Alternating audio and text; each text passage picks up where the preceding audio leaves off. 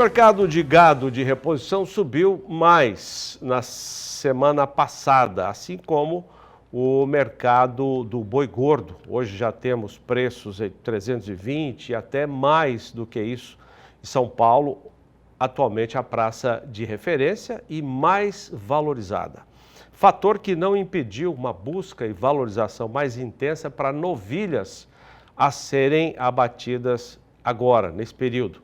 Mas a alta deve se manter para os próximos dias? É a grande pergunta que o mercado faz. Nós chamamos para responder ao vivo o consultor de mercado pecuário Iberville Neto. Boa tarde, Iberville. O que você tem visto no mercado do boi gordo e o mercado de reposição que segue nessa trilha importante? Boa tarde, Zaidan. Boa tarde a todos. Zaidan, o cenário do mercado, quando a gente pega os fundamentos pensando no mercado do boi gordo, ele está positivo sob diversos aspectos. A gente tem um atacado que veio subindo menos, se a gente comparar desde o início da alta, então houve uma diminuição da margem da indústria, mas ele andou mais do que o boi agora entre a média de outubro e o comecinho de novembro, ou seja, a margem de comercialização da indústria de outubro para novembro deu uma melhoradinha. Isso dá um suspiro, dá um ponto, é um ponto positivo. Quando a gente pega exportações, elas seguem batendo recorde. A gente já exportou mais do que em 2023, que havia sido o maior volume exportado da história. Então a gente está falando aqui de recorde. Quando a gente fala da oferta, a gente não observa um aumento importante da oferta, e esse aumento não acreditamos que venha de maneira muito súbita, porque nós tivemos uma seca muito forte. Então todos os fundamentos eles apontam para um cenário construtivo aí para o mercado do boi gordo, de possibilidade de manutenção de altas.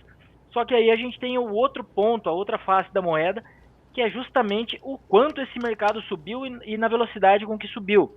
Quando isso acontece não é difícil, e na verdade até o mais comum que em algum momento ele deu uma acomodada. Então a gente tem esse ponto de cautela pela velocidade com que ele subiu, mas se a gente estivesse falando de um mercado que não tivesse esse histórico aí dos últimos meses de uma alta concentrada, os fundamentos eles seguem positivos, apesar da margem da indústria estar um pouco mais apertada, estar bem mais apertada do que alguns meses. Melhorou no comecinho de novembro na comparação com outubro, mas está mais apertada que alguns meses atrás. O Iberville, por que deu essa acomodada? Isso é reflexo do preço do boi para o consumidor brasileiro? A margem da indústria, sim. A margem da indústria, ela na comparação...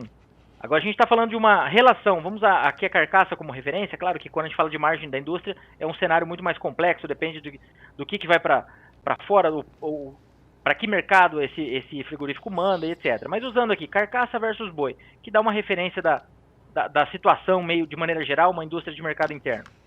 Quando a gente pega o preço da carcaça agora no começo de novembro, ela paga o preço do boi mais 5,1%. Em outubro, essa relação estava em 3,8%, ou seja, pagava o boi mais 3,8%. Então, ela estava mais apertada do que está agora. Só que quando a gente volta lá para o primeiro semestre, em maio, por exemplo, maio, junho, ela estava na casa dos 7,6%. Então, ela está menor, a indústria perdeu margem nesses últimos meses, mas o comecinho de novembro está melhor do que a média de outubro. No mercado de reposição, o Iberville, só a título de informação, e eu quero o seu comentário também, eu disse agora há pouco que o preço desse mercado está seguindo a trilha do crescente do boi gordo. Ontem em Mato Grosso do Sul, eu estava na Expogenética MS, e o grande comentário lá foi que o preço do bezerro no estado chegou a mais de R$15 o quilo. Até pouco tempo estava em 9, 10, subiu para 11 e agora chegando a R$15 o quilo. Como é que você vê essa ascensão no preço do bezerro de ano? Bom, Zaidan, o bezerro ele tem subido, deu uma acelerada depois do boi, né? Quando a gente pega o que aconteceu no bezerro aqui em 12 meses, ele até subiu menos do que o boi. Se a gente pegar a média São Paulo Para bezerro ela subiu 19,5%, a valorização em 12 meses, e o boi subiu 36,5%. Mas o bezerro ele começou a acelerar mais recentemente, porque nós não tínhamos pasto, né, na maior parte das regiões. Então o produtor não tinha, o comprador não tinha onde colocar esse gado e o vendedor não podia negociar tanto porque precisava vender. Agora, com a alta do boi, a melhoria da relação de troca e essa volta das chuvas, realmente o mercado tem tudo para continuar andando. Quando a gente fala desses valores de R$ 15 por quilo, por exemplo, eles já estão provavelmente nas máximas do que a gente tem observado, né? Então, eu diria que nessas situações o produtor tem que ficar de olho e avaliar ali o que ele acredita.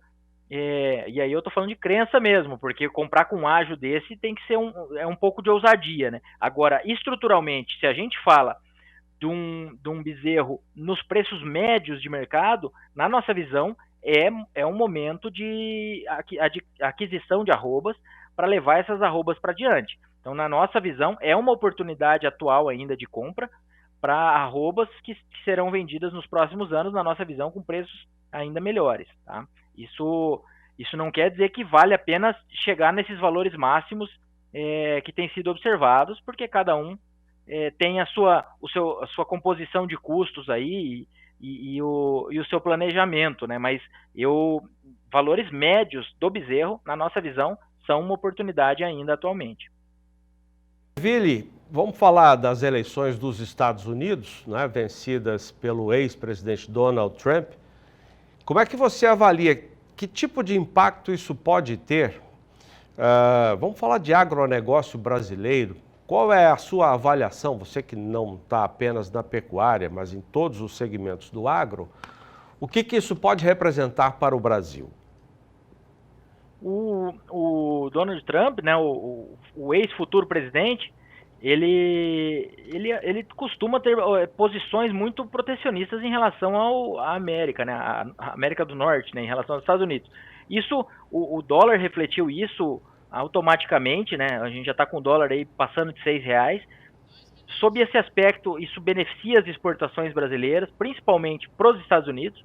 Então, quando a gente fala de vender carne para lá, eles já estão ali na segunda, terceira posição. Alguns meses os Emirados Árabes passaram eles, mas eu acho que eles estão na segunda posição no acumulado até o momento. Então, eles estão com uma arroba de $100. Com o dólar a R$ 6, isso dá espaço para a nossa arroba se manter em patamares elevados e ainda ficar atrativa no cenário internacional, principalmente para eles. E aí, quando a gente fala de arroba... Quando a gente fala de um dólar valorizado, para a gente é bom para exportar. Para eles é horrível para exportar, porque é a moeda deles. Então, o dólar valorizado ele só aumenta a nossa competitividade, tanto para mandar carne direto para os Estados Unidos, como frente a outros mercados que os Estados Unidos também acessam, têm acessado cada vez menos pela situação de oferta e de preços em alta lá.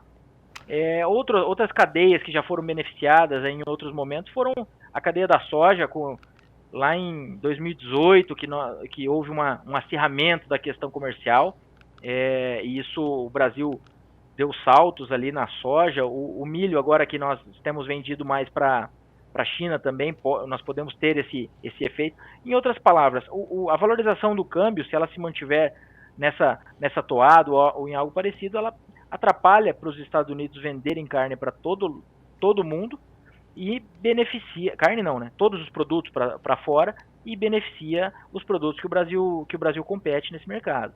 E aspectos talvez sejam até relações, não pensando diretamente em câmbio, em competitividade, mas relações bilaterais com China, com outros importantes compradores aí de diversos produtos nossos.